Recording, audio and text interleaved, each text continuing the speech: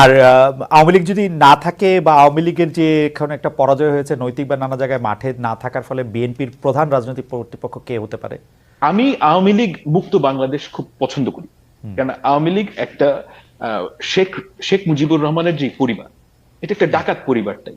অর্থাৎ যে আপনি যদি খুব খেয়াল করে দেখেন যে তারা ক্ষমতা দিয়ে সবচেয়ে দখল ভিত্তিক তাদের রাজনীতি, এবং এই দখল ভিত্তিক রাজনীতিতে আপনার লয়্যালটি যে আওয়ামী লীগের লোক তাদেরকে সুবিধা দেওয়া হবে। আপনি একটু কিন্তু কথা হচ্ছে যে জি কিন্তু এখানে কথা হচ্ছে যে আওয়ামী লীগ যদি না থাকে, জি আওয়ামী লীগ মুক্ত বাংলাদেশ কিরকম এটা আমাদেরকে ইমাজিন করতে হবে। ওকে অর্থাৎ এই ফ্যাসিস্ট চিন্তা ভাবনা, এই যে গণবিকার, এই যে আমার সবাইকে আমার ন্যারেটিভ মানতে হবে, এখান থেকে বের হতে হবে।